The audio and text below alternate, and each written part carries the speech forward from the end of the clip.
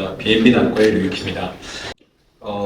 앞에 김우영 원장님께서 많이 말씀을 해주셔가지고요. 제가 슬라이드는 많이 좀 스킵을 해도 될 것 같습니다. 그리고 아까 말씀해주신 우리가 지금 레이저에서 렌즈로 모든 그 패러다임이 좀 옮겨가고 있다라는 것은 저도 굉장히 예전부터 많이 느껴왔던 바였고, 그게 이제 말씀해주신 것을 수치로 제가 한번 말씀을 드려보면 2016년도에 이제 홀덴 호주그룹에서 앞으로 근시가 얼만큼 더 진행할 거냐에 대한 리포트가 지금까지도 굉장히 많이 회자가 되고 있습니다. 그래서 2050년이 되면 전 세계 인구의 절반 정도가 근시 환자가 돼 있을 거고, 그 중에 이제 한 10% 정도가 고도 근시가 될 거라는 리포트를 발표한 적이 있습니다. 근데 이제 여기서 주의해야 될 것은 저희가 지금은 경도, 중등도, 고도 근시로 나누는 근시의 체계가 2016년 발표 때는 근시와 고도 근시로만 나뉘게 됐고, 실은 5디옵터부터를 고도 근시로 분리했던 그런 이제 체계 하에서 한 10% 정도가 전 세계 인구의 인구 중에 이제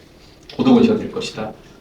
현재 패키가이오의 시장은 굉장히 빠른 속도로 성장을 하고 있고, 올해 같은 경우도 이제 이거는 이제 미국의 데이터인데요.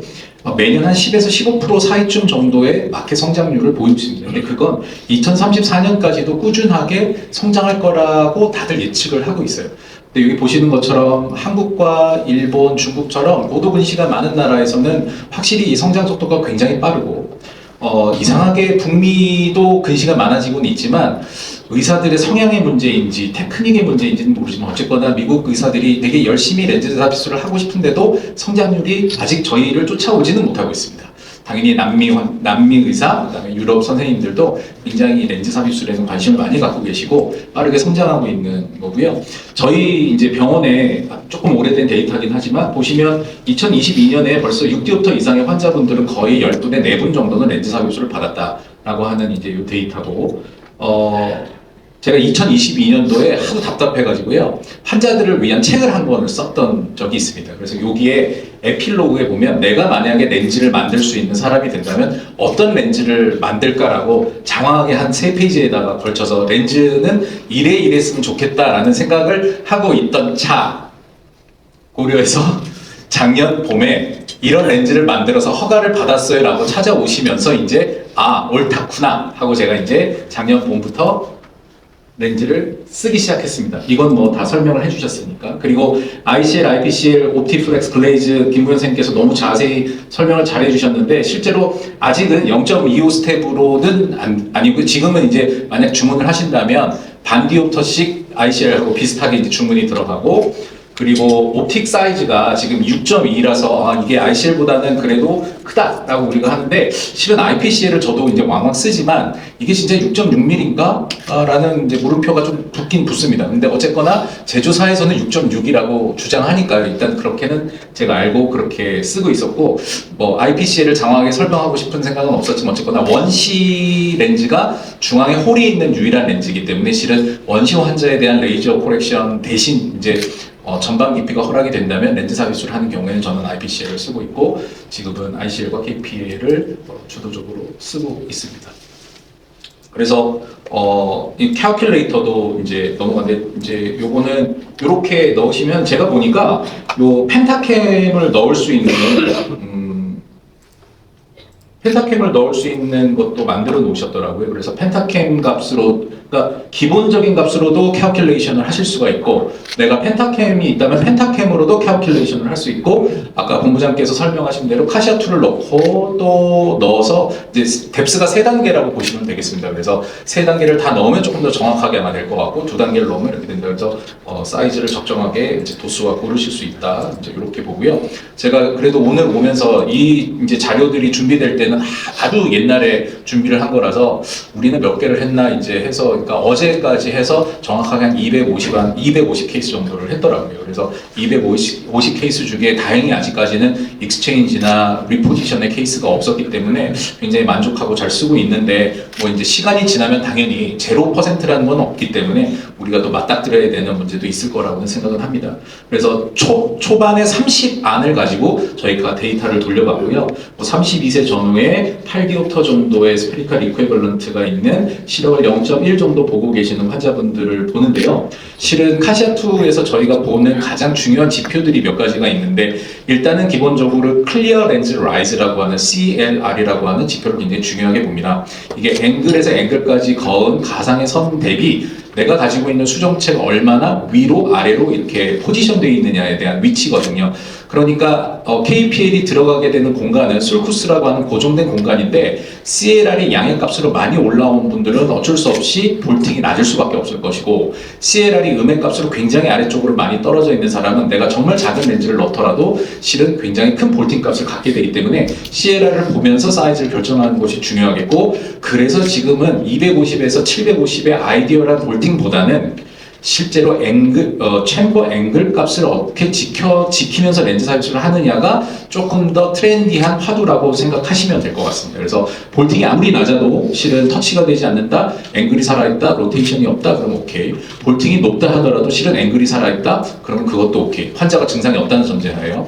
그래서 이것 저도 실은 동영상을 준비는 했는데, 이거는 저는 앞부분만, 지금 KPL에서 제공해주고 계시는 카트리지는 기존의 선생님들이 쓰시는 아이실과는 좀 다릅니다. 그래서 이렇게 열리는 스타일의 K플렉스에 쓰셨던 그 카트리지와 동일한 카트리지고, 이제 저는 BSS를 조금 채운 다음에 힐론을 넣고 이렇게 렌즈를 꺼내서 이렇게 돔 형태로 삽입을 해서 이제 플런지하고 잘 결합을 해서 삽입을 하면 아주 쉽게 렌즈가 이제 밖으로 도출이 되고요. 김무현 선생님과는 달리 저는 늘 환자 위에 앉아서 수술을 합니다. 저는 스페리어 어프로치를 더 선호하는 의사라서. 근데 이날은 저희가 좀 바쁜 날이었고 실은 산동을 못하고 수술방에 들어가서 이날은 저희가 인트라 카메라로 에피를 써가면서 이제 수술을 했던 그런 기억이 있는 날이고, 저는 그래서 위에서 그리고 저는 사이드를 쓰지 않고 그냥 메인 운드로만 수술을 하는 좀 성격이 급한 의사여가지고 이제 에피 쓰고 힐론 이렇게 이제 수술을 합니다. 그래서 저희 30안에 대해서 한 달치를 보니까 1.0 이상이 이제 83%더라고요. 그래서 이게 IPCL의 76%, ICL의 83% 대비해서 절대 열등하거나 하지 않다라는 안정감을 저희가 얻을 수 있었고, 세이프티에서는 당연히 이제 2줄 이상의 로스는 우리가 관찰하지 않았다, 굉장히 안전한 렌즈였다라는 거, 그다음에 프레딕터빌리티 자체도 굉장히 안전한 수준으로 우리가 볼 수 있었고, 이제 스페리컬 이퀴벌런트로 봤을 때 하프 디옵터가 80%, 1디옵터 이내는 97%인데, 이제 아까 말씀해 주신 것처럼 이게 MR 베이스의 결과가 아니고 ARK상의 결과이기 때문에 실은 실제로 리프렉션을 하면 이거보다는 훨씬 더 높은 퍼센테이지의 스페리컬 이퀴벌런트를 우리가 얻을 수 있지 않을까라는 생각을 저는 하고 있고, 당연히 이 난시 역시 반 디옵터는 83%, 1디옵터는 97%이기 때문에 이건 역시 지금도 굉장히 좋은 수준이지만 이거를 리프렉션 베이스로 한다 하면은 훨씬 더 좋은 결과를 얻을 수 있을 것 같다고 생각을 합니다. 이제 250에서 750까지를 저희가 노말이라고 얘기를 하는데, 이제 그게 과연 노말일까라는 질문은 이제 나중에 저희가 시간이 많을 때 얘기하기로 하고, 이제 500을 타겟으로 저희가 수술을 했고 506이라는 아주 준수한 평균값을 30안에서 얻을 수가 있었고, 실은 이제 저희가 카시아2에서 선생님들이 이제 굳이 보신다면 네이잘 사이드가 워낙 좁기 때문에 네이잘의 500마이크론에서의 챔버 앵글 값을 보시게 되면 이제 이게 27 정도가 되는데요. 술자마다 또 선생님들마다 조금 의견은 다를 수 있지만 통상적으로 18도에서 20도 정도를 좀 세이프하게 보고 있고, 녹내장 하시는 선생님들은 넓으면 넓을수록 좋다고 하시지만 실은 우리가 그거를 얻을 수가 늘 있는 것은 아니기 때문에 저는 20도에서 18도 정도를 저희 기준으로 잡고 렌즈를 익스체인지 할 때도 이제 앵글을 보면서 익스체인지를 한다라고 말씀을 드릴 수가 있겠고요. 그러면 옵티멀한 250에 750은 몇 프로였냐? 78.6%로 확인이 됐고, 이거는 작년에 제가 AO에서 ICL 인스트럭션 코스를 할 때 발표했던 건데, ICL도 이거는 1000메단이었는데요. 이것도 78.9%였으니까 우리가 옵티멀하다고 생각되는 볼팅은 굉장히 유사하게 잘 예측이 된다.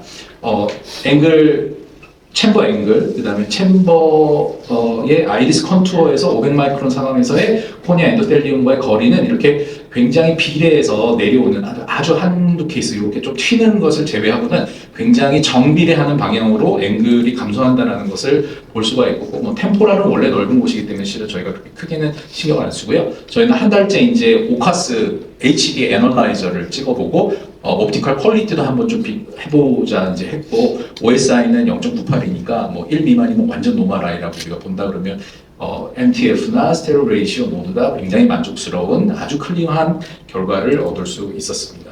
뭐 이거는 그래도 좀 패스하고 시간이 많이 지났습니다. 실은 이 슬라이드를 오늘은 되게 공유를 하고 싶었던 거였는데, 보시면 볼팅이 올라갈수록 앵글도 좁아져야 하는데 볼팅이 올라가도 지금 KPL은 앵글이 굉장히 유사한 정도로 보존이 된다는 게 저는 이 통계를 보면서 굉장히 고무적이었어요. ICL은 앵글이 볼팅이 올라갈수록 앵글이 좀 좁아진 건 비례할 수밖에 없죠. 볼팅이 올라가면 당연히 앵글은 좁아진대요. 그래서 처음에 6.2mm로 만들었다고 하셨을 때 옵틱이 큰 건 좋은데 이게 디자인이 굉장히 중요하겠다. 왜냐하면 ICL이 일부러 그렇게 가변적인 옵틱존을 만드는 것이 아닐 텐데, 두께가 이게 도수가 올라가면 당연히 중심 두께는 늘 똑같거든요. 근데 이제 옵틱의 주변부 두께가 두꺼워지기 때문에 저희가 이제 볼팅은 센터로만 늘 재지만 실은 요새 많이 또 화두되고 있는 것이 페리페리 볼팅이거든요.